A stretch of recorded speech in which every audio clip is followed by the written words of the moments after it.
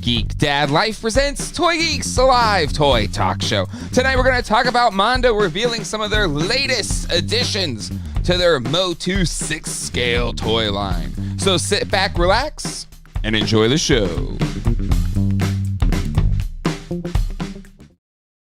Hello, everybody, and welcome to Toy Geeks. My name is Jay, and with me, as always, Sunday nights at 9 p.m. Eastern Standard Time, even when it's Father's Day, it's my good friend John. John, how you doing tonight? Doing well. How are you, Jay? Happy Father's Day. Thank you so much. Happy Puppy Father's Day to you as well. Thank you. Puppers. But yeah, a busy weekend here in the Glatfelter household. We had Zach's birthday party yesterday. So it was like we had a whole day at the lake, and I got heat rash for the first time. It's like all underneath my shirt. It's really uncomfortable. So like today I was all like exhausted. But you had that you got that post heat stroke feeling. Yeah, exactly. But I feel rejuvenated, John. I feel like I have gone into the healing waters of toy geekery. Because I'm like re-energized and excited to talk about toys tonight. Not only do we have all those great Mondo reveals, and we have the team from Mondo here to talk about it. Like so often we're like talking about reveals, and you know the people that actually have a hand in those things can't say anything, which is maybe that's how I prefer it. But it's still we have them here, and they'll be able to like answer questions in real time, which is really freaking cool. Really excited to have them here. We'll bring out in a second. But we've got Haslabs to check in on. We've got that TOMY Time Machine to talk about. We've got NECA Comic-Con exclusives. We've got a whole bunch of stuff, John. So let's not waste any time. But before we do any of that, we got to say hello to the chat. Chat is hopping as always. I can see so many happy Father's Day shout outs. Yes, happy Father's Day to all of the fathers out there, grandfathers, uncles, puppy dad, whatever, all the dads out there. You know who you are. We got Scott here, James, Ryan Dole in the house, Matt, Terrence St. John, Future Fortress, Maximus Cone, Killer Confuser, Rick Shattered Glass, Jace, 976, Slave Delayed, Toy Cartel, Mo2D, Terrence St. John, Heller Santos, Smedberg in the house. We've also got Shiny Plastic People, Shinovo, Angry Elf, Too Bad Dad, Tony Taylor Toys, Mo2D. I think I did already, but I'll do it again. Andrew's Katie's Toys is in the house. Jeff White, Thanos Copter, Michael Miller, Take Two is here. Brian Brink with those fantastical charts. Sean's Toy Room, Allison Troy, Michael Miller, Toy Art, Jace 976, Brian Jeremiah. Was a bullfrog. It's also my actual real name. Little known fact. Baroness of Toys, the 80s experience. Adam Hamlet, Derek Hoover is here. Michael Miller, Fakewood Table, Helder Sanders, Toy Wander is here. Todd Smith is here as well. Colleen, my wonderful wife, is in the house. She gave me a fantastic Father's Day today. Robert Alessandri, Free Reign, so many more. Rick Shatterglass, thank you so much, everybody, for coming out tonight. Okay. I'm a little gassed. Take a breath. Yeah, take a breath. No, really excited for these special guests coming here. I met Peter IRL in real life at Comic-Con last year, I believe. Like on the floor. That's the beauty of Comic-Con. You're just walking around, you run into people. It's like, oh, hey, it's nice to meet you. So I've known Peter for a bit. Just met Hector for the first time. Two of the fantastic people from the Mondo's, I think, collectible side of things. They can actually just answer this for me in a second. But really excited to have them come on. Very distinguished and special guests. So everybody, let's give a very warm welcome to Peter and Hector. Both What's up, guys? Creative directors of Mondo. How you guys doing? You don't have a live studio audience? Oh, listen, okay. I usually bring my own with me in case of this exact thing right here. So don't worry if you get. Don't out-button me. No. See, he's got the button ready too, man. I don't know. Yours sounds like the souls are being sucked into hell at some so I don't know what effect that is. It's like the. Those are the best kind of effects, really. The soul sucks into hell. That's the best kind. Yeah, that's the best live audience. Do you have this button right here? This is when you really know if like a toy company's messed up. We'll do one of these. That's pretty good. What I like to do is when I make a point, I say something like, "You got to get yourself one of these soundboards." Yeah, it's true. It makes all the difference. You hear that? That's how I punctuate. That's not a toilet flushing? Is that what that was? No, that was a bomb. Like, oh, it's a bomb. It sounded like a toilet. See? Oh, sorry. Okay, let's just move on. You won the first one. Jay won the second one. All Sorry. right, go ahead. Yeah, it's same difference. Quickly derailing. Gentlemen, thank For you real. for being here. And for coming on and talking. I know like John and I had like a split experience on the deluxe He-Man. We were super nice. I see what you did there. Good job. Literally a split. Yeah. No, John had no problem with his. John had like, it was his figure of the year. Yeah. Thank you, John. We're here to see you, John. Still love it. Still number one. Yes. Yeah. And then for me, I feel like I was the one that had all the issues, and I was like, it looks amazing. It's just I have all these problems with it. Yeah. And so like when that kind of stuff happens, because I know you all like put all this love and thought and this hard work, sweat and tears. Like, what is it like when people start to get it and then there's like issues like that then kind of spread throughout? Like, what is that? It's basically that sound clip you played of someone being like, no, that's basically it. But like times 100 on our end. Yeah, it sucks. Yeah, it sucks, man. I mean, like you said, we spent a lot of time developing these figures, right? A lot of blood, sweat, tears, months and months and months of development. Goes to the manufacturer, same thing, months and months of QC back and forth with certain like samples. And then sometimes just something goes wrong. And that's exactly what happened on this one. We've been making this line for almost, man, I don't know, like 7 years. Yeah. And we haven't had any major issues. And it just so happened that this one of the biggest releases had a pretty horrible big QC problem that we could not have ever foreseen. And I mean, I'll say that like on our end, we saw all of the complaints and we heard everybody and we made sure to take care of everyone. And I think that was like the first thing that we wanted to do is just make it right by everyone. It was kind of like it was kind of like a double-edged thing too, with like the little snafu with the Shira nose, and that we just replaced everyone's head. So that was kind of like what we're trying to let people know is that shit happens sometimes, and we hate it as much as anyone else, especially those who created it. But we try to take care of everyone as much as we can. No, I think that goes to show. I think that as far as like the community, or at least in terms of the response to it, is like, yes, it sucked, but they got me another body, right? We're seeing in the chat right now. Walter Van Winkle, Mondo's awesome. They fixed my issues without question. Mondo sent me my replacement body because Mondo customer service rocks. Had issues with the customer care team, bent over backwards and communicated well with me. Now, if you could all do something about the price point, just kidding, been very satisfied.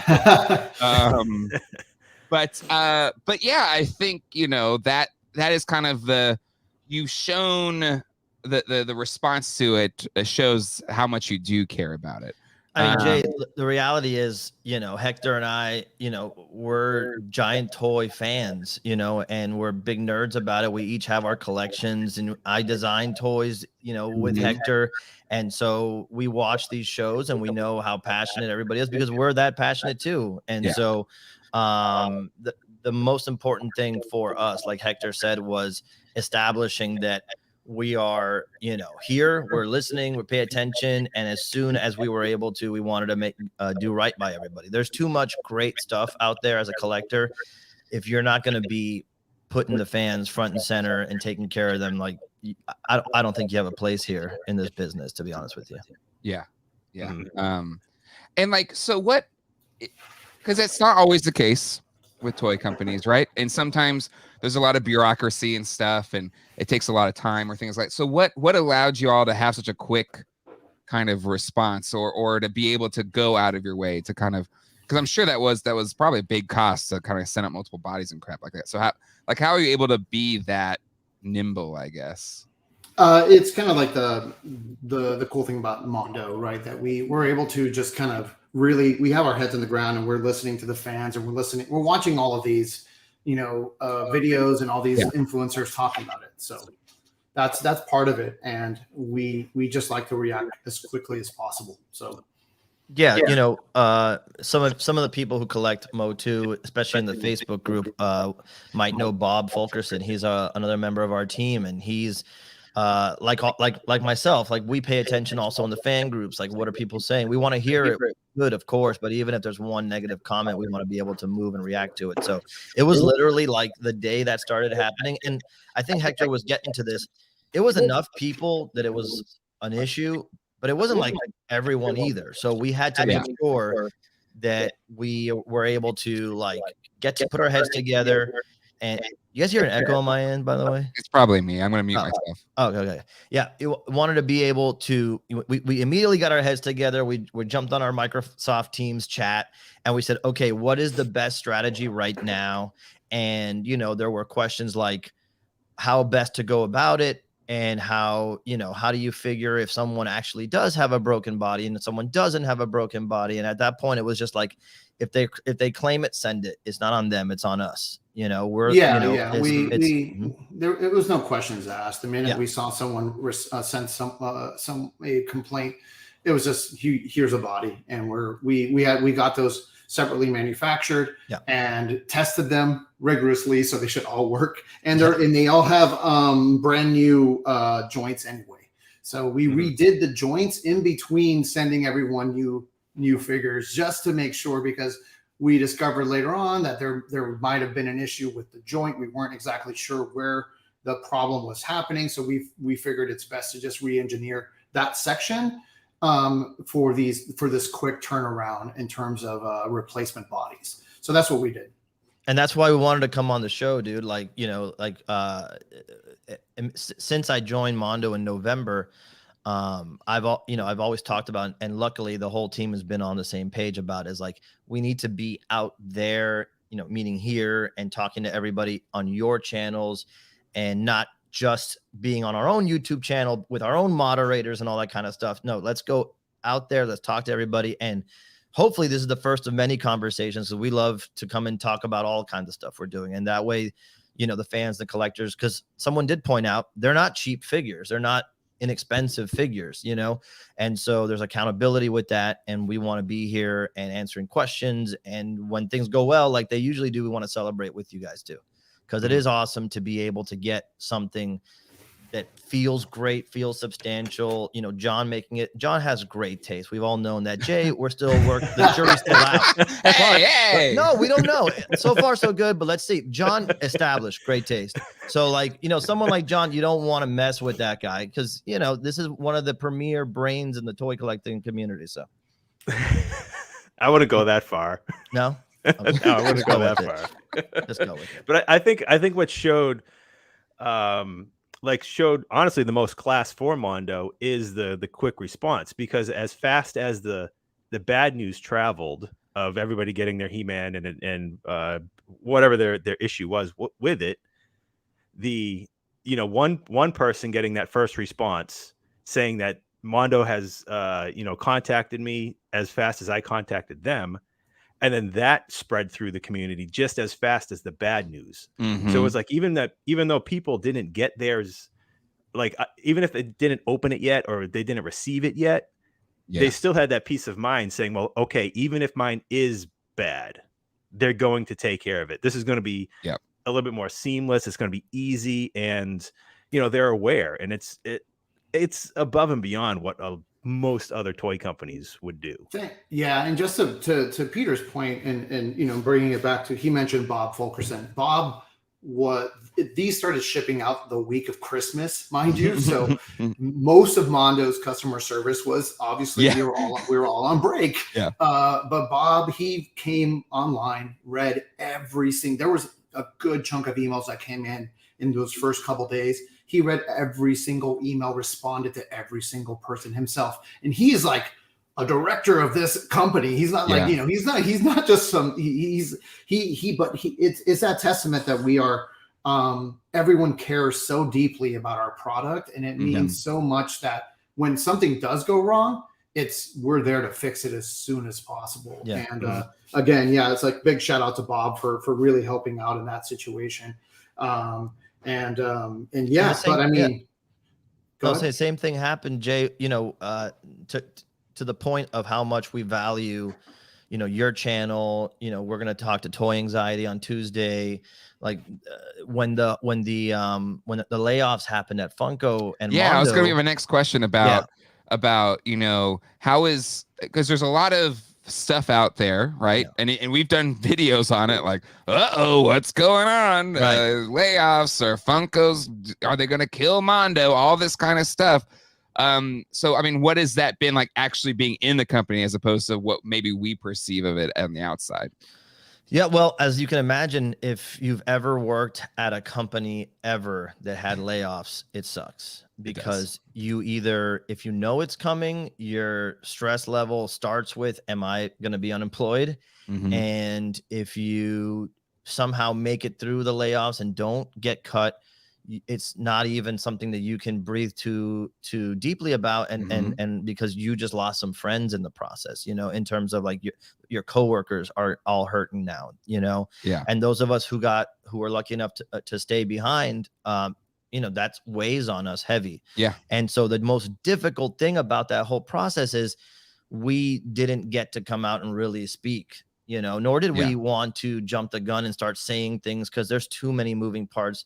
Funko's a publicly traded company. You don't just go out there and start talking shit off the cuff like that. But for me, it was really important. I reached out to a few friends and different, you know, publications. I couldn't officially make a statement on behalf of the company, but I reached out to you. We spoke, you know, quickly online, and just wanted to tell, because I know the question was, is Battle Cat safe? Are pre-orders safe? Mm-hmm. Are we going to be able to, you know, should we? Yeah, there he is, by the way. Battle Cat's safe. It's leaving the manufacturer in like a few weeks, and it'll probably be sometime early summer. But this is the last production sample. This thing took forever, but we're finally here. Oh my God. I'm so proud of it. And we're really stoked. Articulated toes, by the way. Oh, let's see them toes. Let's see them toes. Let's do them. Wow. That's crazy. Wow. That still gets me. Yeah.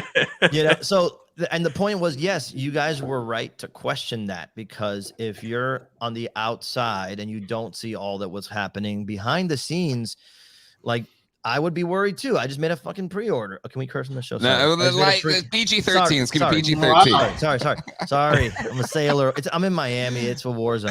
So like, no, I curse in real life, but it's a show.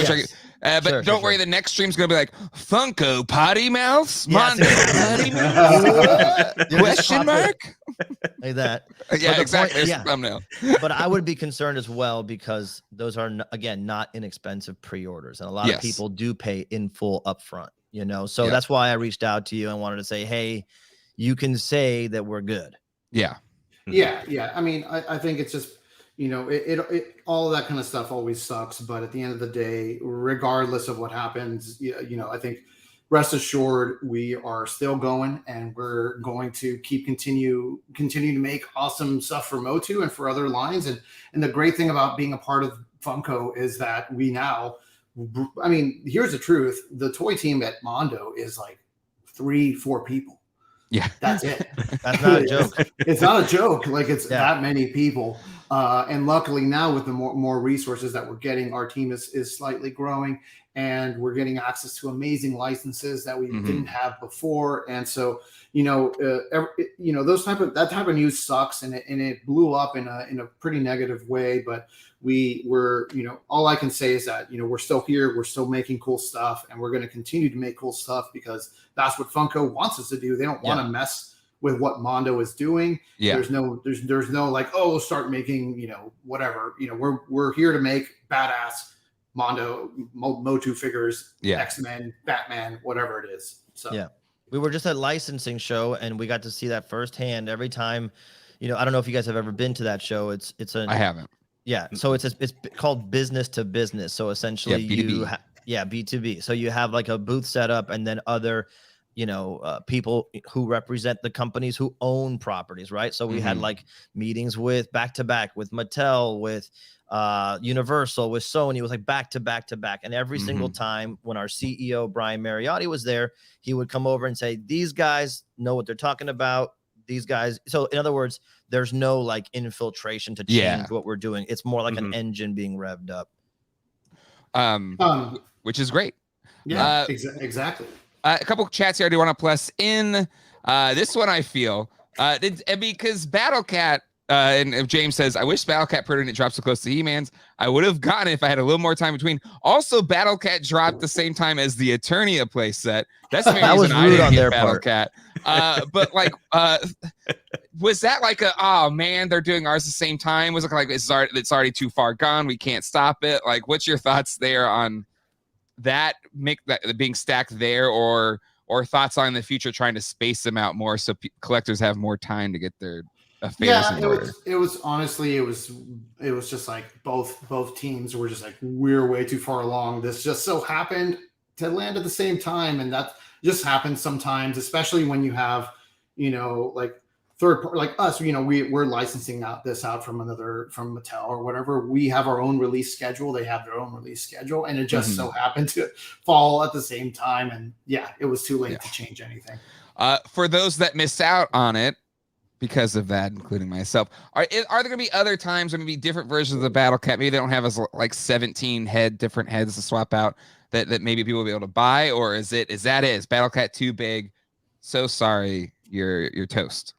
No. I think, a cool thing to know with these is that they're we do try to put out like the regular edition, which is like a more stripped down, doesn't come with as many accessories, if any at all, right? Depending on something like Battle Cat. So no, I wouldn't say it'll never come back. I mean, we don't have plans for it this year at the very least, but I wouldn't say it won't come back. Okay. All right. Well, there Good you go. to know. And then one little chat before we get into some of the big reveals from this week.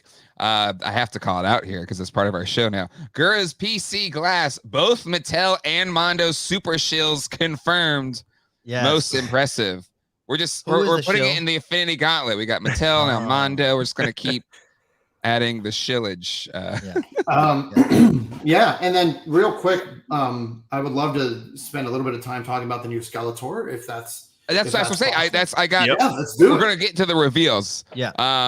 But any other thoughts before we start talking about that? Because that's the cool crap. No, I would just put a bow on it by saying in the future, like what I've learned, right? Because I've only been in this particular business for, I guess, almost a year now. But I would say we're like Hector and I are pretty available. Like you can always reach out to us. Like we're on Instagram, we're on Facebook. You can like DM us, message us, and Bob is obviously always available on the He-Man Mondo boards as well on Facebook groups.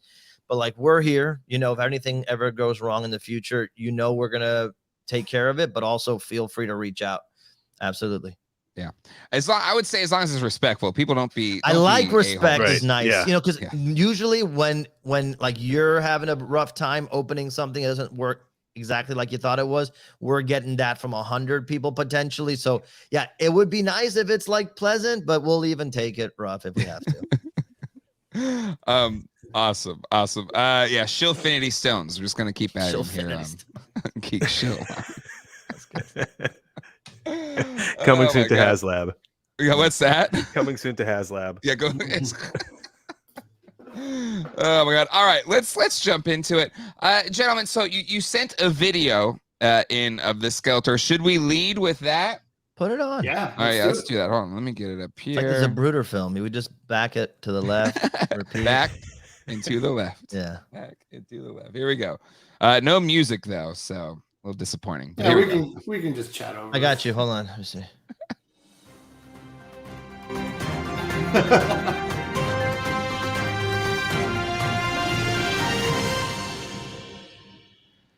Okay, that's enough. That was a little bit, love that has a magnetic clip for the battle armor. Yep, exactly.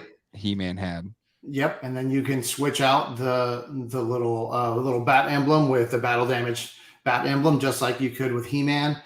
We included some Alcala feet. That was a Florian Bertmer request. I'll throw that out there.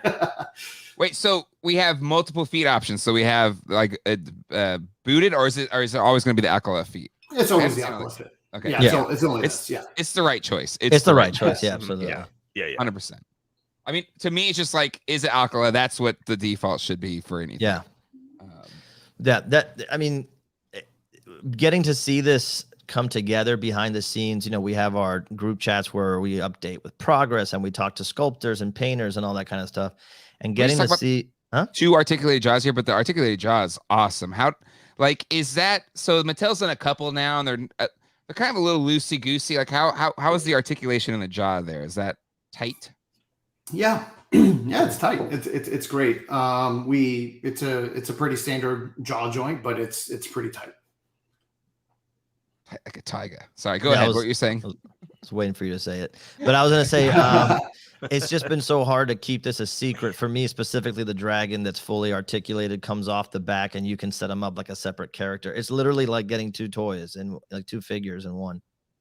And I love the little spitting effect. That's freaking awesome. Man. Yeah, we had to, you know, there's that one little page from the mini comic and then from the original toy that has him shooting that gas, right? Mm-hmm. So when we were designing this, I was like, and just a shout out to Emiliano Santalucia, who was the one who worked with us on this to concept this out for us. And I'm sure you're all familiar with him, but he does pretty much all of our figures and works with us. And that was one of the first things I told him. I was like, we need to include the gas that shoots out of them at some point.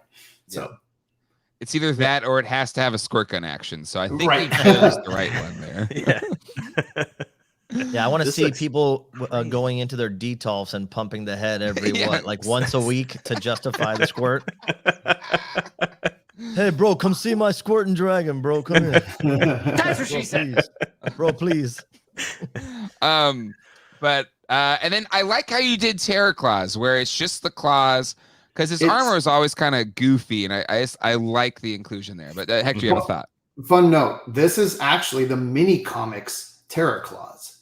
It's not the Terror Claws from the actual Terror Claw figure. Mm-hmm. That is another armor set that can maybe come some other time. But for now, it seems like nobody wants it. Yeah, I was kind of like, I'm good. There was one I wanted to include Terror Claws, and I was like, but I can't include it without the armor. Mm-hmm. And then I found the mini comic version, which is this version. So this is inspired by the mini comics Terror Claws. Just throwing that out there to avoid to clear up any confusion. So there could be a chance we get like armor accessory packs. Yeah, maybe. So you're telling me there's a chance. But a couple of thoughts here. Justify the squirt. That's the phrase of the night. Shock Action says, I would have paid more for squirt gun action. Yeah. I'm sorry, what? But yeah, Jay says, nah, hard pass on the halter top armor. I don't want it either. Like, we don't that's the best. I love that. The pink, the hot pink. Oh, it's so good. Yeah, I don't have a problem with the color. It's where it rests. It's it's so like, bizarre. It's like, hey, it's a South Beach look. It's just good time Skeletor. You're not speaking for us, okay? No. It's not a South Beach look on anybody who wears Terror Claws. Trust me. Those are 2 separate looks. Out of your mind. Okay. Now people are on Hector's side. Lies. I want purple sports bra Skeletor with Skeletor. Yeah. See, there's an audience. When we do the first Mondo Haslab thing, we'll just do the halter, keep it like really low, hurdle, and we'll see. Everybody will see. I'm in line already. Okay, good. There we go. This is how we do. This is how we plan our year. We just do like meme releases. And can I just say, Peter, you said John had great taste, right? Or was it Hector said John? I don't know. Either of you said John. That was Peter. That was Peter. Yeah. Well, yeah. Look, So that everyone's allowed one. And okay, I see how it is. Yeah. That's how it goes. It's the exception that proves the rule. Love the halter top. Here's Nick Dillinger. He's a Jack skeleton. They want to see those abs. Exactly. I love it. Yeah. The cool thing about these packs, and I think what separates our 6 scale stuff from other companies is what we're talking about right now is that when you open these boxes, it's like, where do you even begin? Yeah, you can justify. I mean, if someone was so inclined, purchasing more than one Skeletor just because you're going to have 3 potential looks, maybe more if you swap the heads out, right?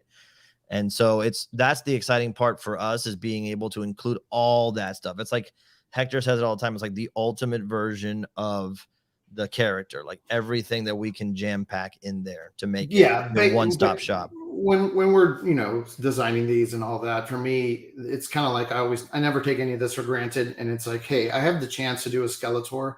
I want it to be the best Skeletor. I want it to be the end all be all Skeletor. In case I never get the chance to make another Skeletor again, I want to say, hey, I made the Skeletor that came with everything you could probably think of.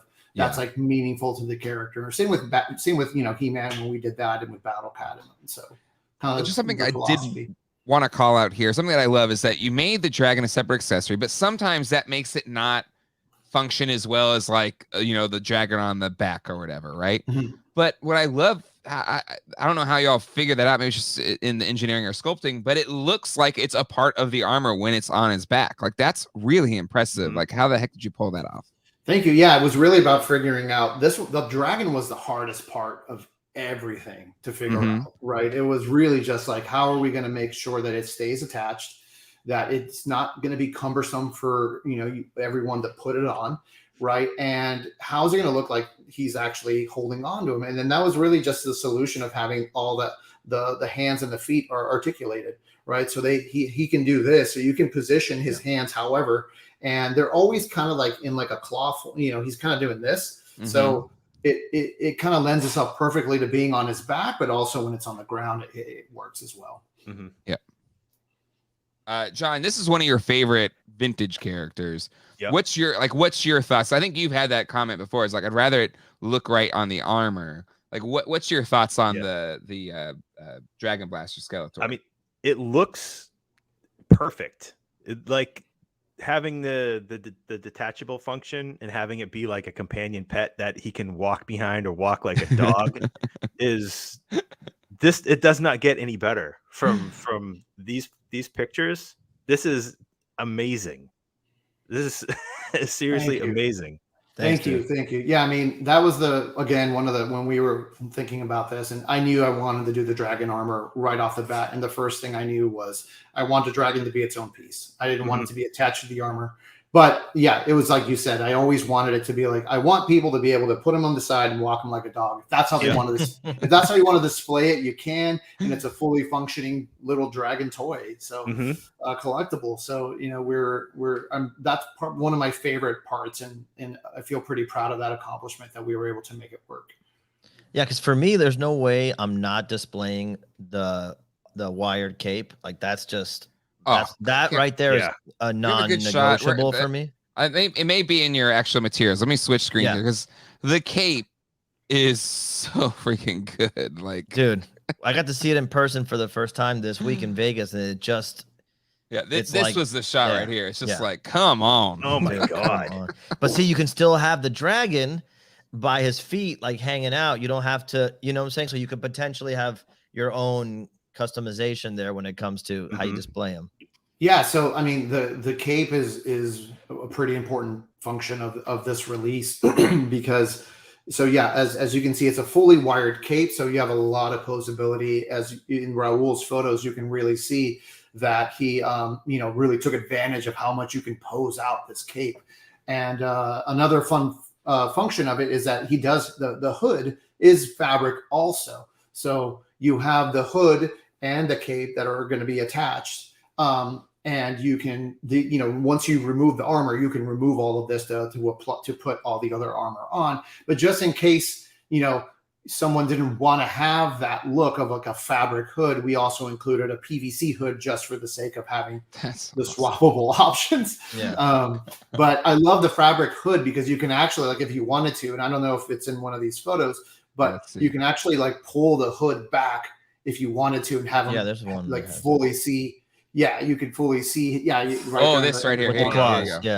Yeah, you can pull the hood all the way back if you want to and just have them in this look as well. Like, there's so much different options that we're giving folks that I'm really excited for for everyone that got these later this year. Can I just say, like, I don't know if anybody Skeletor noticed. in a new light. I was gonna say, like, I don't even notice like the joy just that appeared on John's face as I brought up this picture. Like, John, what was your thoughts? This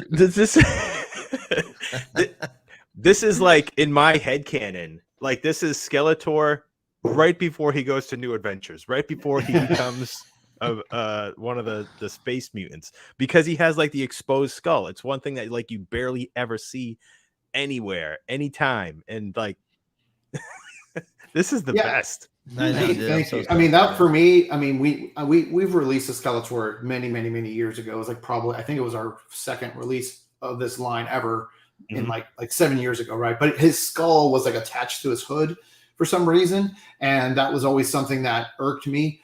So I went with the full on. I have to have a full skull here because that just makes sense in my head canon. He would have a full head skull. Oh, man. But yeah, I it's love better that. for. Oh, go ahead. Go, Peter, please. I was just gonna say, it also helps with posing in the hood. Like, you can get more expressive. You know, I have a few Hot Toys that you have those wired hood, like, you know, one of these Luke Skywalker figures where you can adjust, and just the mood that it creates is so cool. Well, that's what I love what you've captured here, is because sometimes doing the hood, what comes to mind is whenever like a larger scale emperor figure, right? And the hood just never, like, soft goods never looks right. It never works. And what you've captured, this is the cloth goods hood, and it looks like a sculpted one. Like, how do you, like, is that a trial and error thing, or do you engineer that first before you put it into, like, you know, trial and error? Yeah, I mean, it's there. You know, you'll do one version. In fact, this was like maybe the third iteration that we went through just to make sure it worked. Because once you actually put it on the figure, you start to realize, oh, the hood's maybe sitting too high up, and that looks awkward, or it's like pointed up, and that looks weird too. So we had to mess with it quite a bit to get it to this stage where it's like, you know, it's basically going to have like, it's like tucked in underneath this armor. So like you could, you know, once you put the armor on, you can then put the hood on underneath and then plug the head in. And that's how you do it. And it just kind of stays tucked in there. And then when you want to remove it, you just, you know, remove the head, take the hood off, and go from there. So good. So good. All right, let's talk about that, the different head sculpts. Because I think where this one sold me was in that aspect. But in the main one here is the Akala head. Yeah. Like, oh, god dang, that's so good. Like, just come on. That's so good. Yeah. we've done the Akala head before, right? With Keldor. Yeah. We released it with Keldor, but again, it was like that half head, right? That's attached to the hood or whatever. So with this, it's a full on skull, and we revisited the paint to kind of make it match the mini comic a bit more, like kind of like with the ink lines and all that. And yeah, I mean, it was a no brainer to include this one as a part of this set. I feel like every time any like the classics line or whatever is like, once they give me an Alcala head, that's the one that Skeletor is going to have, you know? Yeah. So I love so good. Now is he a separate head? Like, so could you do the hooded head thing with him too? Yeah. So you can just pop all of the heads off and then and throw them on the back on the body. And then if you have your fabric hood on already, you just throw it back over. In this case, I think Raul just kind of shot them all with the PVC hood. Yeah. But you know, you can customize it however you want. Do they all have articulated jaws, or is it just this main one here? What was that? Do they all have articulated jaws, or just this main yellow? All of them, except for the classic head. Classic head, yes. Yeah, the classic head. Yeah, that one's just its own head, has its own hood attached to it and all that. But I love that you throw these in here, but like, no offense, like the sculpt's so good, it's like this looks out of place. But I still love that you throw them in there. Is it just because like just a nod, even though it does look a little weird on this very beautifully detailed figure? Yeah, I think, you know, for us, and this is something that, you know, I've been the creative director here at Mondo for the last 3.5 years for this department. And then it was just something kind of a tradition that we just kind of kept with the previous people, the ones who started the line and stuff like that. And they just kind of included the little classic heads, and I thought it's a fun nod, and it doesn't hurt. I don't think many people are displaying it that way, but it's just a fun thing to have. We like to pick from every little thing that we can, and it's just a little throwback to the figure. I also think it's like on brand for us, where like we're always like, what joke can we put in here? What little funny Easter weird eggs. So it's like of course it doesn't really go with it. So when you put it on and take those pictures, we're all gonna have a good time laughing at it. So it's like And speaking of pictures, shout out Raul. What's his Instagram? Do you know, Hector? Raul Barrero. He takes all our photos. He's got the 6-scale gray skull in his possession and a 6-scale. He made a 1/6 scale gray skull and Snake Mountain for. Is that the one that we saw in the pictures? That's the promo pictures. Oh man, you guys got to stop doing that. Yeah, it's not fair. It's not fair. It's just dangling the carrot. Now, John was saying on one of the past episodes, I heard that like, what if we just released like a piece of it? Is that what we were saying last time? If I remember correctly? Yeah, just the gate with the snake, and I don't need the whole thing. I don't need an entire 6-scale snake. Could you fit it in your room? Yeah, exactly. Yeah, room for it. I could fit it in my. It's like it'll be like 5 feet. 5 feet. We did the math. Yeah, it's like 5 feet tall if you were actually going to do a 1/6 scale. But I think if you guys were just able to release like the gate, or just like like something, even if it's forced perspective, like the way that the Gray Skull intro opening is, something like that, where it's scaled down but it's just forced perspective, it'll still look really good. No, I agree. Yeah, like it's just like almost like as a cool little accessory to go to put your figures on top of and have it next to. Yeah, I mean we are playing with something that you can put your figures on top of, and we're going to make that announcement at PowerCon. All right, there you go. Only a couple months. Exactly. Do you guys go to PowerCon? You guys going? Yeah, I'll be there. I'll be at PowerCon. Jay's going. John just opened a new shop, so he can't do anything anymore. Congrats on that, by the way. That's awesome. Yes, exactly. Thank you. Doing good. Go ahead. Was it Hector? You were going to say something? Yeah, no. I was just going to say, and so I mean, with Skeletor, we're really pumped with this release. The response online has been tremendous, and we can't wait for folks to see it. If you're all at Comic-Con, you can see it in person. We'll have it on display. If you're at PowerCon, we'll have it on display in person as well. I mean, this hopefully should be something that is a really special release for us, and we're really pumped. Yeah, I think a lot of us are. There are a couple of super chats here. I'll make sure I get those to those. So I don't forget them. Brian Carr, $10. Thank you so much. Any chance that Filmation Hordak will ever come back? So sorry that I missed him. And maybe this could be the for all of the things you have released in the past, and maybe people missed out on them. Like what would be your answer to this one or any of them?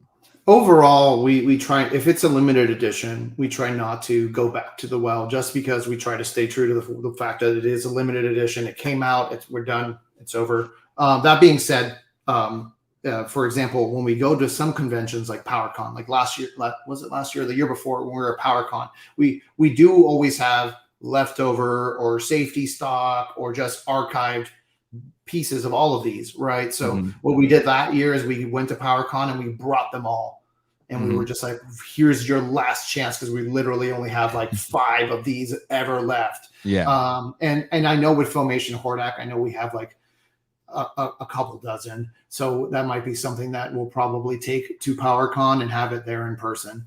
So if you're not going, get a buddy to go and grab. Oh no, I'll be there. I'll be like, get out of the way. So I do think that'll be one of them that'll be there in person. Pick one up for Brian Carr while you're at it. Exactly. Brian, and actually, I think Brian Carr also became a GDL family member. Welcome to the family. I got family. You got family with the GDL family, Brian. And we got this super chat here from Charlie Weaver, $5. Peter and Hector, thoughts on selling add-on bodies / bucks separately so I can display all the options, #bucks for bucks. Yeah, I mean, we've 100% we've talked about this. It's just a matter of like, I think it has to do with our licensing and all this kind of stuff, that there are certain things that we can't do. But we've definitely talked about, not only on Bodies and Bucks, but like accessory packs, head packs, all that kind of stuff are things that we've chatted about, and hopefully some of that will actually come to fruition. Yeah, I think a good point there is sometimes when things seem super obvious and we or another company isn't doing that super obvious thing that you think we should do immediately, there's like reasons way beyond our pay grade why. Yeah. And sometimes it's legal stuff, Fair enough. And then Hedgehog Action, $2 super chat. I'll do the voiceover for them. So you're telling me there's a chance? There's a chance to get some of those previously released exclusives. Okay, gentlemen, just a couple other MOTU things that were shown at the Designer Con, because holy moly, let me make sure I pull up the right one here. I think it's this one, maybe. Yeah, let's talk about not that one. Beast Man. There we go. This was Toy Shiz's Toy Shiz. You got the scoop. And holy, oh wait, get my pictures. Hold on. Hold on. All right. Show this thing off. Holy crap. Oh my god. Dude, you can't even believe it when you see it. That is insane. That is huge. Well, we should address that right off the riff. Yeah, so, that was the number one comment I saw outside of "Holy crap, I gotta have this." And by the way, there were many people who were like, "We want him exactly that big." He's gonna be a little bit smaller. It's a prototype. That's it. So, Hector, you want to talk about that? Okay. Yeah, no. This was our factory's. It's our tooling sample that we got painted up. So basically, those are a bit like they're like 5% larger to account for the shrinkage when it comes to injection. So he's going to be a bit smaller. I mean, right now, I think he's at like almost 14 inches tall. I think when it's all said and done, it's going to be closer to 13. So he'll be a little bit, he'll still be big because we wanted him to be bigger than the rest of them for sure. That was our intent, but he's not going to be this big. It's just he's going to be a bit smaller, and plus, like then at that point, we have him like standing completely straight, like you can bend his knees down and all of that. And, so. Yeah, but technically these were prototypes again for business to business. We didn't know that Toy Shiz was going to sneak inside a cardboard box like Snake. Well, yeah. So no, I'm kidding. We love that guy. We just he's the best. I love him. But yeah, because I was at Spielwaren Messe and they have they wouldn't let me take pictures of anything there because it's we told everybody to take pictures. But yeah, it looks so freaking good. But so since this was like a painted prototype, essentially, like what's the timeline on this guy then? So like, is it a year from now, fall? Like, is he going to be in that fall? Like, what? Or do you even know yet? Oh no, he'll be fall of this year. Fall of this year. Yeah. Okay, cool. And then people are saying since he is bigger than the other figures, is he going to be spendier? I wouldn't say by a lot. It's not going to be Battle Cat numbers. It won't be that much. Yeah. Okay. We don't have the exact MSRP or anything yet, but it's not. It's not going to be as much as Battle Cat. And I'll also chime in on this to say that as maybe people, believe it or not, like we have these conversations where we're like, can we get it cheaper or less expensive? Can we bring it down? Where can we bring it down? And sometimes the numbers just don't let us go any further. But we're always trying to again, because we know because we're collectors. I mean, look at Hector's shelf back there. He's out of control. Look at him. And so. Yeah, so we know, so that is a conversation, but yeah, this guy's a big boy. In comments to the shrinkage, I was in the pool. Let's see, Colleen, hashtag release the 14-incher. Yeah, right. I mean, that's the other part of it too. Like when Trapjaw got released, we internally are saying things like, I think this is gonna kick ass. I mean, it looks amazing. I don't think we could have made a better Trapjaw, but now it's the community's turn to show us with their pre-orders whether they want these big, crazy. Like I want to do Clawful one day. I want to do Whip. And so if Trapjaw and Beastman end up being successful, we can continue to do that kind of stuff. Yeah. I mean, again, that's a good point, because sometimes there is the thought of just like, well, you're a big toy company, you can just make whatever you want willy nilly. But like you said you're a team of 4 at Mondo. Yeah, it's pretty small. Roughly. Roughly, yeah. And I'm guessing the budget's not as big as, say, a $1 billion toy company or something like that. So, is there an element of like, if it tanks or doesn't sell well, and I was like, well, we probably can't get money to make that again or something? Yeah, no, and it's not necessarily that. I think it's just a matter of like, we want to, if there's support for the line, right, we're going to keep making figures, and we're going to keep going and going and going. And if we personally love a line as well, we're going to keep supporting it, right? And if we believe in it, we think that that's usually enough, right? Yeah. Right.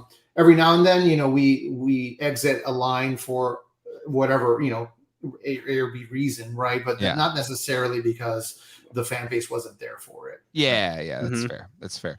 A lot of questions on this. I got plus them in, but any word on Tila?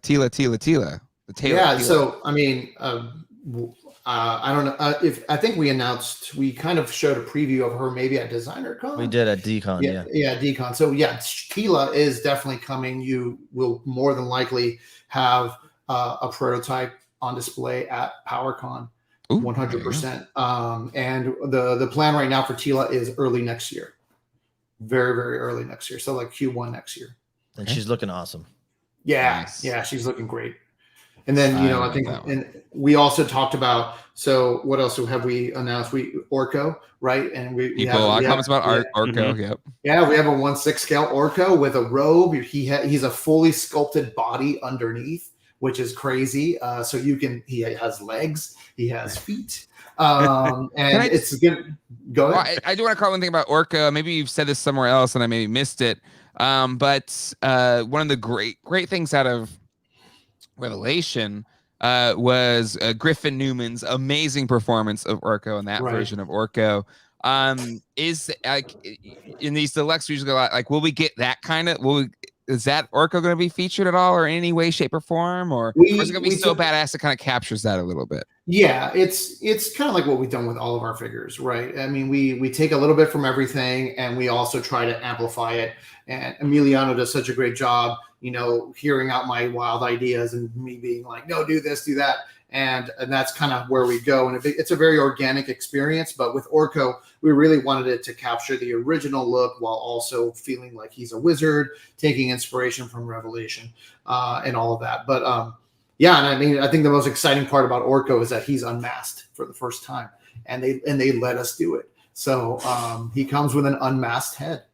So you can pop out the regular. He has the hood. He has a Mondo designed head, and then he has an unmasked head as well. So how do you do that? Like, do you have to like go into like the Mattel on high, and they have these secret like library with this ancient tome, and they hand it down to you, and you look through the pages, and there it is, his face. No, it's more. It's more like a itself.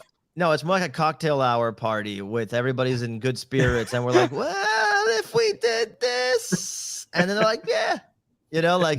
Obviously, it's more serious than that, and there's a lot that has to be done. But I'll say that the relationship that Hector and the toy team have built with Mattel, right, for as long as we've been working with them, has given us a lot of opportunities, and being able to design and create that. Interpret that Orko head unmasked for the first time is, I'll say, just the beginning of that relationship. Wow. Oh, wow. Yeah, and I'm hoping that we have a prototype on display for at PowerCon. But do you show the face then, or do you wait? Like, it'd be kind of funny if like you don't show the face until people like get him in hand and they discover it for the first time. As a surprise. Yeah, like we can do that. Okay, there you go. Jay doesn't want us to show it, you guys. I don't know. I don't know. No, I'm kidding. I'm in for a surprise. And I hope it's kind of like when he takes off the wrap that covers the rest of his face, that he actually looks like Gonzo. So like, he looks like he puts the Army of Darkness. Right, like he puts the wrap on, and his nose magically shrinks down.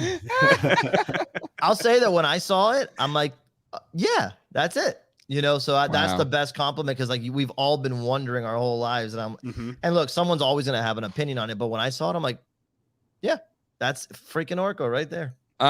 Allison Troy says, and I guess I haven't seen this. The Filmation design face has been shown before. Did you go with that design or design a new one? Like, how'd you go about it? I guess. No, we used it as inspiration, and then we Okay. just also kind of took it in our direction as well. It was not necessarily a Revelation head. Okay. Okay.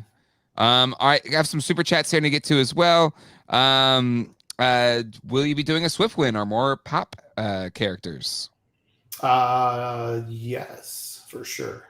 Absolutely. I'll just say yes now because I'm pretty sure we've already shown it off at some point. Maybe we didn't. And if we didn't, then here's the news. Yeah, you heard it here. You heard it here. Yeah, for sure. Swift. That's how you get all the drops from Hector. Just like, yeah. It's like, maybe I shared this. Yeah, I think I did at some point. Nah, I mean, we printed out a chart for him. It's right in front of his It's right under his camera right now, but obviously he's not looking at it. Don't say Swiftwind. Yeah, exactly. No. Yeah, we definitely have planned for more of the bigger characters and stuff like that for sure. Sick. Let's see. $5 super chat. Thank you, Twilight. Any chance we get Fisto or Jitsu to expand the Mondo MOTU verse? I mean, I guess all characters are in play, right? But thoughts on these two? Oh yeah, and both of those would be amazing, right? There's just so many to get to, right? Yeah. We still have to finish Evil. We have to do Evil Lynn. Yeah. We have to get to Many Faces. Buzz Off is high on our list for one that we definitely want to do. Yeah. Then you got Triclops, and again, we don't want to release one of these like every other week. Yeah, because that's they're super. Can't afford it. Yeah, we're trying to be a little conscious about that too, right? So we try to space out the figures as much as we can and still try to get to these other characters that people love. If it's up to us, we want to do everybody, frankly, and just be able to one day. Like, it was a really cool feeling. I'll say this: like, if you guys saw some of the pictures that came out from this licensing show, you know, we're always working. We work remotely. Like Hector's in California, I'm in Miami. Like, we're always, you know, prototype pictures coming back and forth, and he'll call me in the middle of the day, like, look what just came in, like that. So it's very remote, but being able to see it all together, well lit on display, was such an awesome feeling that we both said, we got to get through all these guys. We got to do everybody. You know, I'm a huge Snake Man fan. Like, I'll tell you that. Like, if I don't get Rattler or Tongue Lasher, I'm gonna be bummed out. Yeah, Cobra Khan. Yeah. What's awesome. Jay? Who should we make next? If you could have that kind of input or soon? See, I don't want that responsibility. Come on, give me your top guy that we haven't done yet. You know the ones we've announced. Yeah. I'm looking at my collection.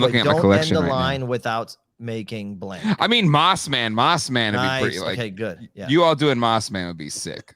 Yeah. John. Flocking. Yep. Oh, mine's Whiplash, 110%. I have him high up on my list too. Mm-hmm. Yeah, I think Whiplash would be really fun to do for sure. And then of course Mondo Castle Grayskull. by the way, love my Man at Arms. Hey, I think it would sell. It'd be $10,000. Manny Faces, Jay.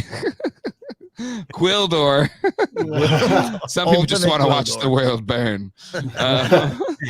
Get some Wondar in there, right? Wondar is my guy. I love some Wondar. That's an easy one too. That's easy peasy, right? Yeah, you're only away from an accessory pack away from making a Wondar. Exactly. Well, actually, Jay, you need to get another He-Man. Yeah, you can build a Wondar. I got rid of my He-Man. Nobody mentions Stratos, bro, and nobody mentions Zodak. This original Zodak. Yeah. I like Stratos. I think Stratos would be fun too. Yep. Well, I think everybody wants them, but they're not the. Of course. They're not the. I need these before the line dies. Yeah, they're not the sexy. You know. No, we're with you. You guys said all the ones that we're thinking.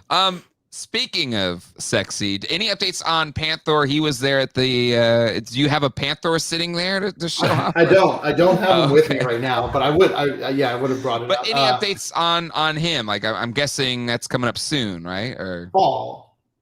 So another fall. Yes, this fall for sure. Sometime. Did you check with Mattel to make sure they're not also releasing some crazy playset or something? I think we'll be more in sync this time. Okay. Yes. But still looking really. It's looking really good. Yeah, I like Panther better than Battlecat. Personally, when I look at them both next to side by side, Panther just turned out amazing, and the head sculpts, the different head options that we have, they're a lot of fun. Yeah. We've actually got a request to not do some figures. Dan Larson, Secret Galaxy. Don't do Clawful or Buzz Off. I can't afford to get into this line. That's how you get them. I watch Secret Galaxy. Shout out to you, dude. I love your channel. But yeah, no, too bad, dude. We're gonna get you in, buddy. And I wanted to do a whole show on like Mondo's really cool and like the whole thing. Yeah. That's it. Let's see. Flash chat. Is there an IP outside of MOTU you would love to do? Like maybe, yeah. Like I don't know. Like we have, thanks to being a part of this whole Funkoverse. That's true. Yeah. We do have access to some really exciting licenses that we just got access to, and I'll just say that I think one of them in particular has us very excited, and I'm sure once we announce it, it will make people who are MOTU fans excited as well. I just want to have you in full screen here, just so I can see if there's any tells in your face. No tells yet. Did he look at his glasses? Yeah, did he look at a figure in his background and maybe tell it? It's like us. It makes sense. We'll say okay. That. Okay. But yeah, I mean, which ones do we want to do? We want to do everything, dude. But everything, whatever. Yeah, I want to do. For me, I'm a huge Universal Monsters fan, so I'd love to do more of that. I'd love to do some Hellboy stuff one day if that ever it becomes available. So yeah, those are some of my favorites. Yeah, me personally, some of my favorites too would be like Power Rangers, being able to do Power Rangers, and other properties like Ultraman and stuff like that would be a lot of fun for me as well. Ninja Turtles.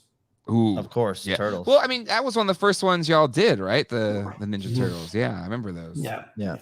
But getting back into them, like doing like vintage. Anyway, all right. Sorry, we just keep listing things off. You can just keep going again, like he said, everything. We would love to do everything. That's what the whole week was. Is like let us do that thing that you own. Yeah. Can we get an Alf? Alf, please. I want a furry Alf. Please. Yeah, punched hair Alf. Six scale. Digestible cats. Mondo Cthulhu. That's a good one. Yeah, that is a good one. I also saw someone mention Mortal Kombat, which would be a dream of mine if we got to do some badass Mortal Kombat 1/6 scales. Toxic Avenger would be a lot of fun too. I just changed out of my Troma shirt. In a second, we would do that if we could. Yes. Oh, damn! This is another way to get Dan Larson. Mondo Warduke. There you go. Oh, right. Yeah. I mean that would fall right in line with it would. What we're already doing, right? You've already got like buff dudes, just like ready to go. Right. Just a buff dude with armor. We got it nailed down. Halfway there. They did say it would make MOTU fans happy. Yeah. Could be a clue. Oh. Happier. There's a happier one. Yeah. Happier one that has not been listed. And then I know you probably can't talk about this too much because it's a Marvel thing, but I think the animated line in general looks great. I think we had another question around okay, you've done X-Men, could you do Spider-Man? Like what is anything you can comment on here as much as you can or can't, and then any other kind of Marvel animated series that you could dig into, or is it kind of that relationship? It maybe takes a little bit longer to make those things known. Yeah, we have a great relationship with Marvel, and we're super stoked on the X-Men animated line. We want to keep supporting it, right? It's like one of those things where I want to do every single character. Right. Yeah. I mean, there's not one. I want to get to Nightcrawler. I want to get to Colossus. I want to get to Mr. Sinister is high up on my list too. Rogue, Storm, Cyclops. Sauron. We have so many left. Sauron, from the Savage Land episodes. Yeah. This is what our meetings are like, by the way, Jay. Like this is literally what they are like. Literally like this. It's not kidding. No, yeah, it'll be like somebody would be like, okay, we really need to do Maverick, right? Maverick needs to be part of this line. It's like, I don't know, I kind of want Colossus first. Colossus should come first before Maverick. You know, or Yeah, there's something always like somebody who pulls out that random, like, and everyone just goes, yeah. Exactly. It's like, oh, what about a 1/6 scale Mojo? It's like, that might be a little too big right now. Let's hold off on that one for later. But yeah, this is Toy Shiz posted about it. Our Logan figure. How could you tell it was Toy Shiz, by the way, who posted these? Little Toy Shiz is right here. I'm kidding. Right here. Little buttons. Yeah, no, I'm kidding. Yeah, but we're excited. This is something that we're going to be dropping during Comic-Con.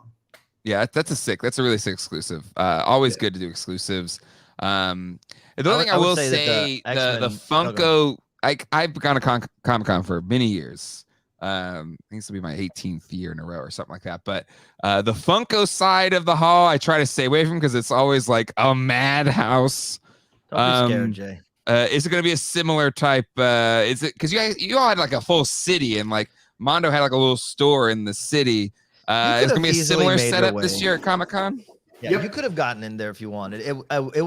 It's crazy. It's a fun party over there, but like you could get over there. Now, whether you could get in the store or not, maybe not, but you could definitely like panhandle outside it for sure. You know what I mean?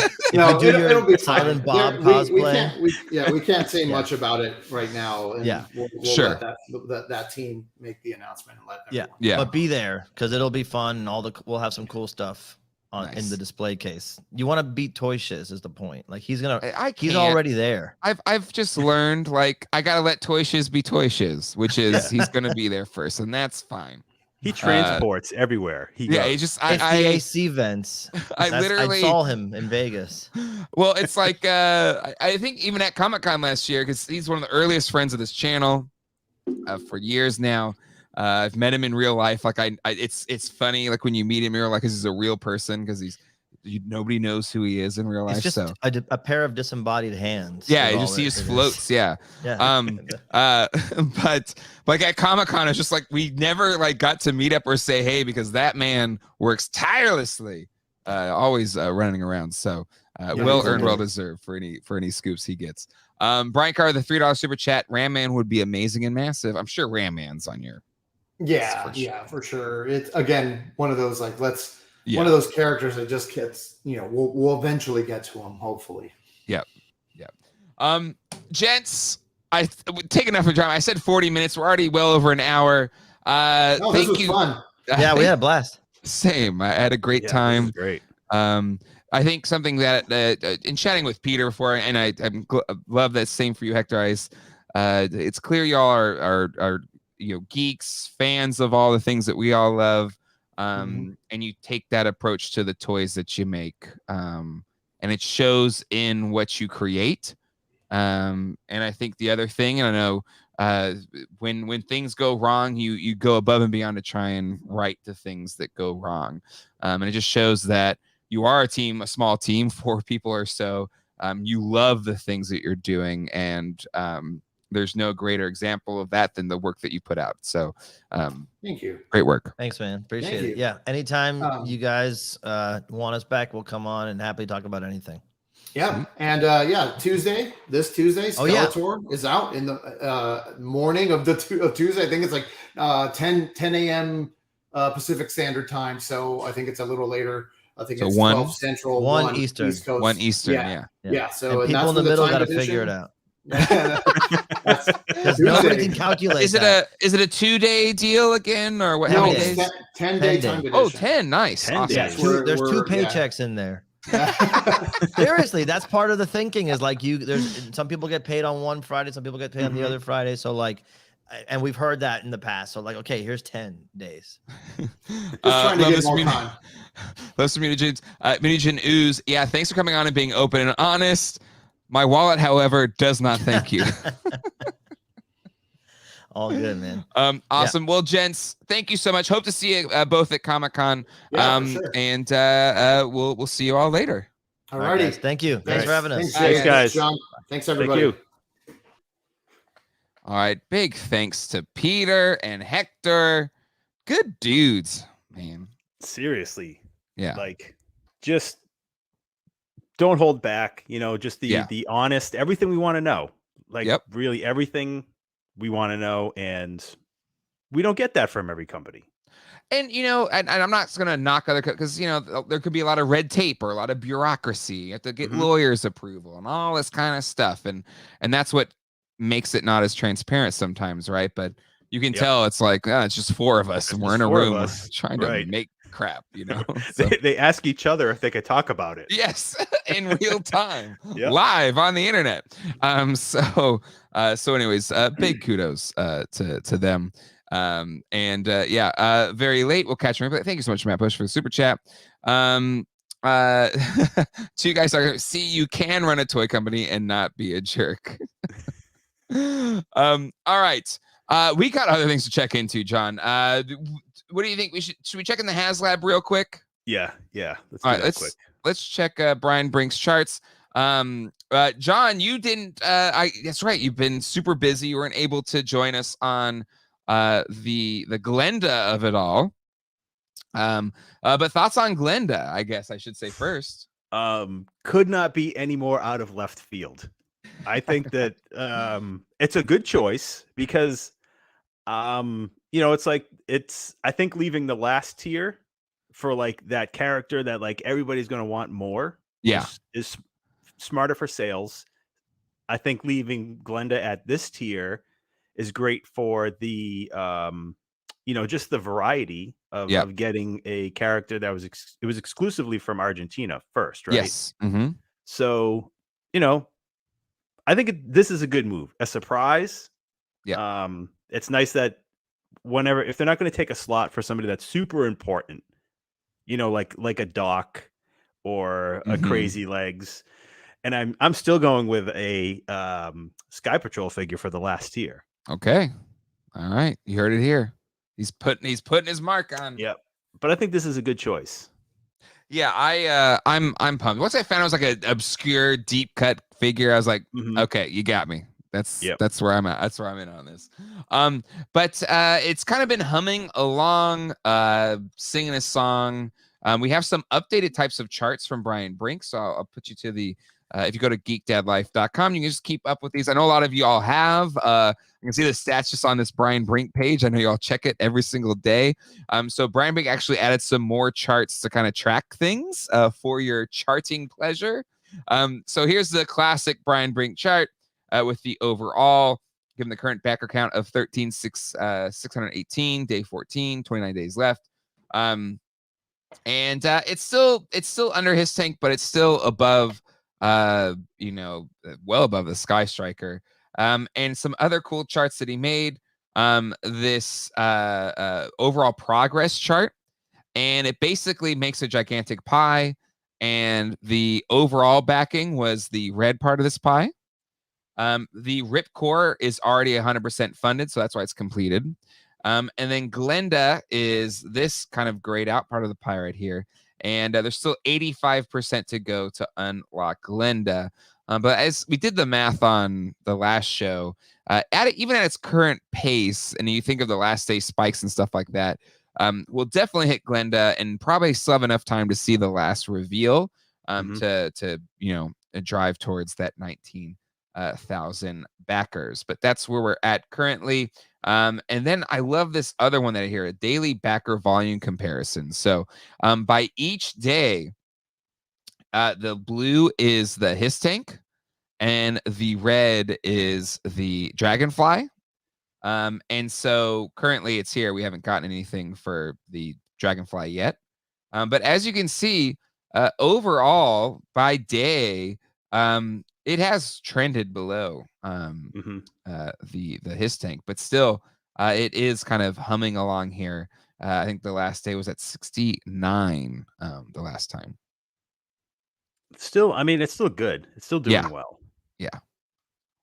I think it's going to still hit and successfully fund the last tier. Yep. Agreed. And then he also added this classified campaign details. So more details here that you can dig into. And of course the day one chart. So big thanks, Brian, for putting all these together. But that is where we are with that. John, I do want to touch on let me go. We haven't really talked about it too much here on the channel. except for like little comments here and there. Mhm. But we got some frequently asked questions, facts for the TOMY Time Machine, the 1/10 scale Time Machine, which means it'll scale with those NECA Back to the Future figures. And it looks amazing, John, but I think it's too expensive because in this FAQ, basically, it'll retail for $399. That's spendy. It is spendy, but our early bird discounts start at 25% off, so you can pre-order one for $299 on launch day. But then there's this thing of, does the $5 reservation guarantee you get a VIP early bird discount? No, but it gives you first access to the discount. So you have to pay $5 to get early access to the 25% off discount that'll be at $300. But at the full price at $399, I think it's just too spendy. Even though it does look really good. I just to me, I already have a $800 Hot Toys one that's the most detailed, it's accurate. It looks like they literally shrunk down a real one and now it's on my shelf, right? Mm-hmm. So for half of that price, you can get a 1/10 one that doesn't have hover mode. But it will scale with your NECA figures. But I think just in my mind, it's like I just want like a $80 to $100 NECA one that maybe isn't as detailed or have all the lights and stuff. Yeah. I know it's going to be die-cast metal. I get that. But the Hot Toys one is metal sheets or aluminum sheets, whatever they use as well. Mm-hmm. I know TOMY has been around as a toy company for decades. Yeah. Have they done anything of this caliber where like they can prove we're going to pull this off? It's going to look this good. We're going to deliver an Enterprise, I think. I can't remember anything that they've done like this. I mean, they could have done an Enterprise. I don't follow some of this stuff. But I think it's that's a hard pill to swallow for a company that was essentially like more so a kiddie toy company. Mm-hmm. Like now just all of a sudden jumping into like the high dollar hot toy level, threshold that they're like expecting this kind of money. Mm-hmm. Quip says it has a smoke effect, which is cool. I don't need that though. But see, this is like my whole argument with the. Okay, so it's that's right. I was like Takara Tomy. Yeah, okay. They're legit. Like I have no doubts they can pull it off. I just think it's too spinny. I forgot that was like the same. Yeah, the same thing. But yeah, it is way too spendy. Like you said, if you want the Hot Toys version, and go a little bit further for like you said, the hover mode and the display base, like you have a display base, right? Yep. I would go that route over this. Yeah. But say you don't have enough room for that, maybe this is your thing, like this is a lot more compact. So anyway, and again, but the Bowser that had the smoke effect, it is amazing. I did a video review of it, but that was $29. Yeah. Yes. Susan knows is friends with somebody that knows the people who own one of the original DeLoreans, and they want to sell it to me. And Marty's pickup. They rescued it from the cartel. Oh, that's right. Yes, that's right. You do. Mm-hmm. Yep. Yeah, up in Massachusetts, they restored everything. You come to After Dark. We'll dig into that one. I think it's a good After Dark story for sure. Yeah. So let's go to. I guess again, looks awesome. For those that want to drop the early bird's $300, but full price is gonna be $400. Cool. I just think I'm out on this one, and part of that's I already bought a Hot Toys one. Mm-hmm. And if I didn't buy a Hot Toys one, I may be more interested in this, but I've always wanted the Hot Toys one because it's so cool. But I also want a real one too. That's something that needs to happen. Yeah, you should save your money for a real one. Save the money, save the pennies for a real one, because that's realistic. Right? Anyway, just a couple chats here. 399, yikes, that's a spicy meatball. 399, nope, I'll stick with the DeLorean Transformer Gigawatt. That's a great one. That's a great one. Yep. And Toy Art, bravo. Chef's kiss. Out of time, more like out of cash. Woof.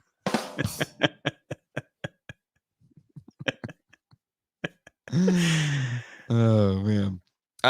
I get it. If you have a Hot Toys, it's an easy pass. I want to pick it up for the price and space saving. Yeah, I think that's the needle that it threads. Mm-hmm.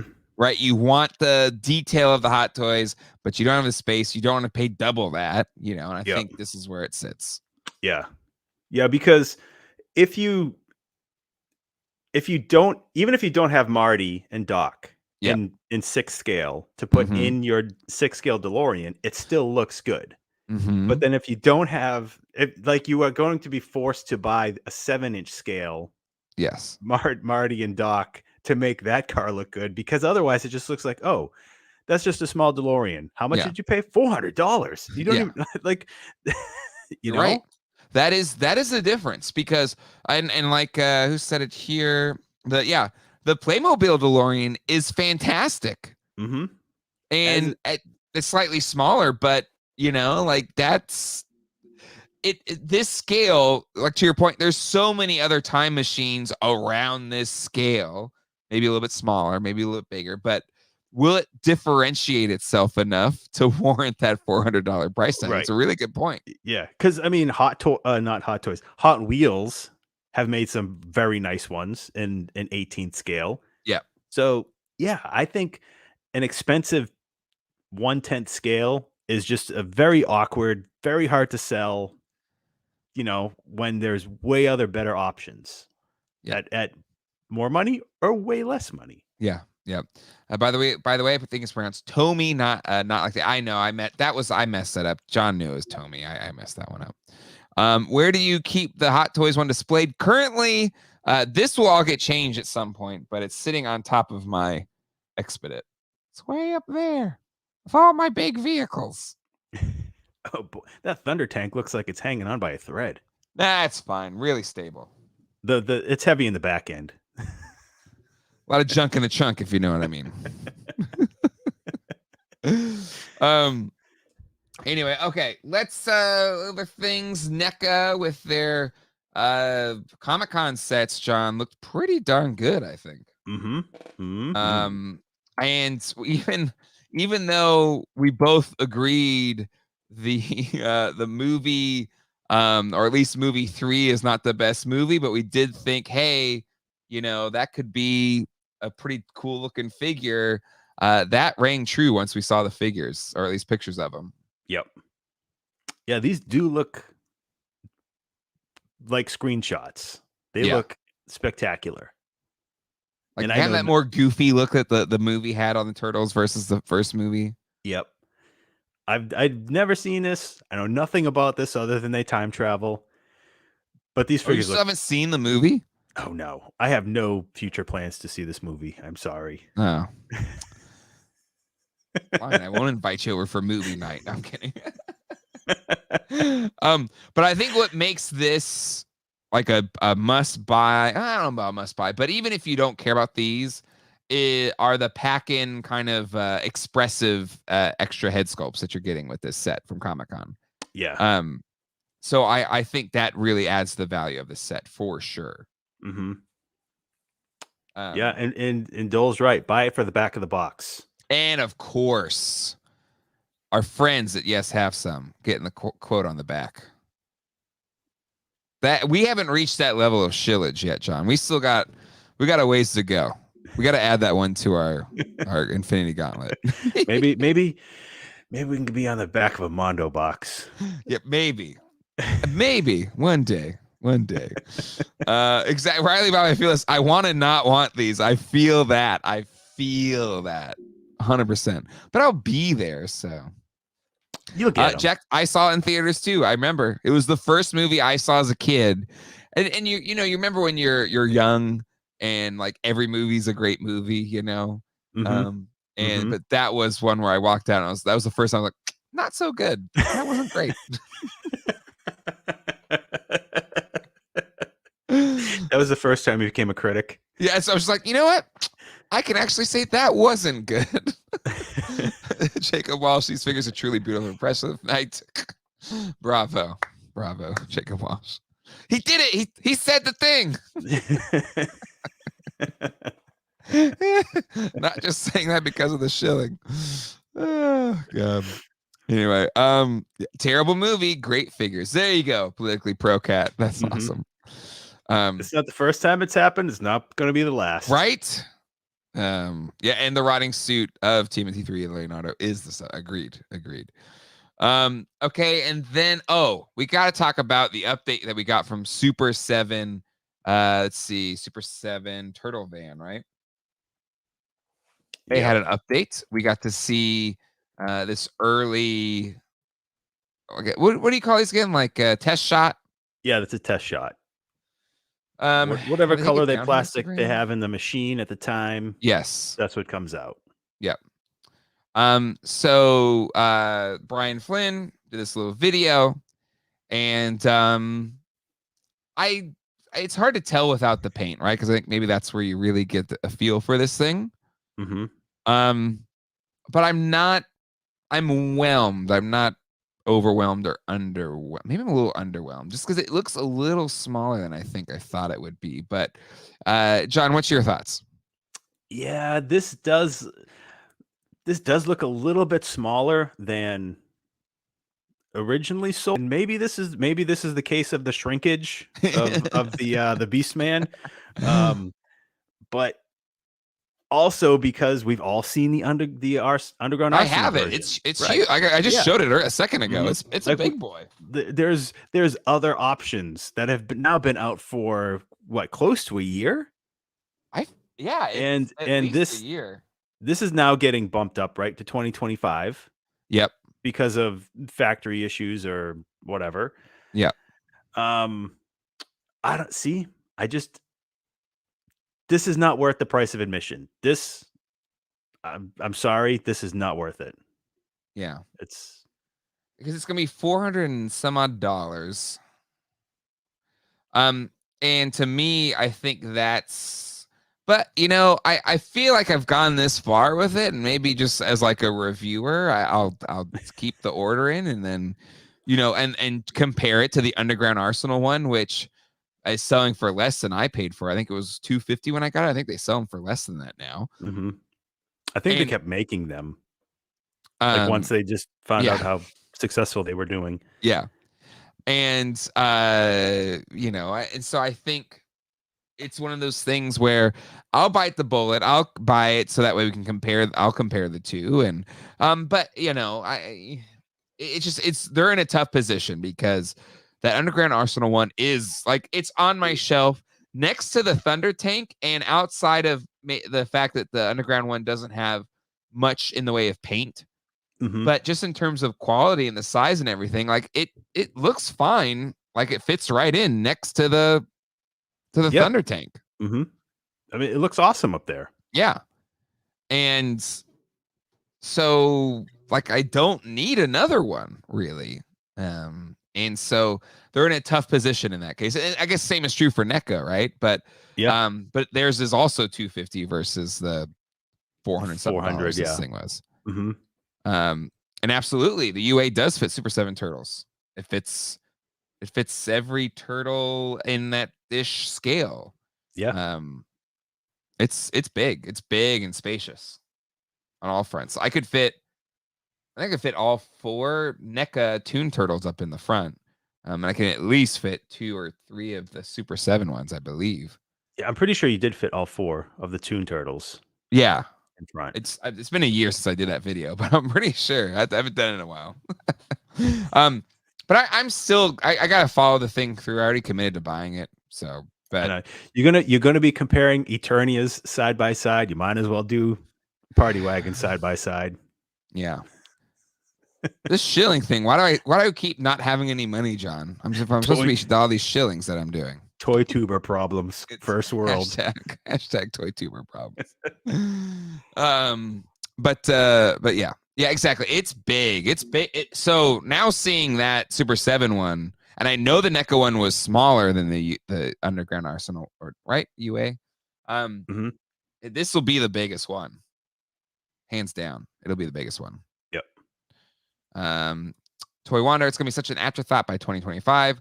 We will have a full Playmates movie line, the NECA van, and the continued cartoon line. Super 7 line has no choice. It's true. It's true. It seems like the steam is just blown out for Super 7 Ultimate Turtles. Yeah, for sure. John, any other things to reach out? Because we're already at an hour and a half. We should wrap up. I don't have any stumps for you today, so you're safe there. We should wrap it up. Wrap it. It's been a good show. Yeah, this was a packed show. Holy moly. But thank you everybody for hanging out tonight. It's Father's Day, so our After Dark theme is gonna be Geek Father's Day Life. Look at that. Isn't that great? Geek Father's Day Life. John's going to tell a story about how he knows somebody that owns an original movie Back to the Future car. And the truck. And Marty's truck. And the truck. And you're right, Toy Collector. Oh, that's right. We saw Pumpkinhead. I love Pumpkinhead. Toy Collector. We're not going to talk about Jamiroquai, Nick. You know what, though? The Jamiroquai is pretty cool. Did you see the little video they did? Nope. I want to talk about. I saw a screenshot and thought it was a joke. It's real. Don't do this. Don't do this to me, John. Okay. I want to play the Jamiroquai. Was it Figure Arts did it? But they did a little stop motion video. Insanity. The like the texturing of the outfit, like everything looked really good on the figure. But why? Just why? Because you just gotta let yourself go. Let the Jamiroquai take over. But yeah, Toy Collector, big reveal on their front cover this past week. Toy Collector, I'm trying to pull it up now. Insta, here we go. Blake Wright. We'll end on your big reveal. A joint figure between Toy and K and former Soda Top man Jerry Macaluso. Ooh. And looks pretty sick. They're bringing Pumpkinhead with them. Love Pumpkinhead. Yeah. Jamiroquai. Oh my God. Everybody, thank you so much for this. Was a crazy episode. We had people from Mondo on tonight. Charts, $400 DeLoreans, and overpriced $400 party wagons. So much. Let's see. That's right. I'm on Toying Around on Thursday. Oh. With Ryan Dole. Nice. Check that out. Also, the Mondo peeps are going to be on Toy Anxiety this week. So Tuesday. And then I'm going to be on Highly Articulated, right? I think Highly Articulated. Pretty sure it's this Sunday. So a lot of stuff coming out next Sunday, whatever it is. Everybody, for all of our patrons, we'll see you in After Dark. For everybody here, thank you so much for hanging out. And until next time, hasta luego and goodbye. Have a great night and a great week, everybody.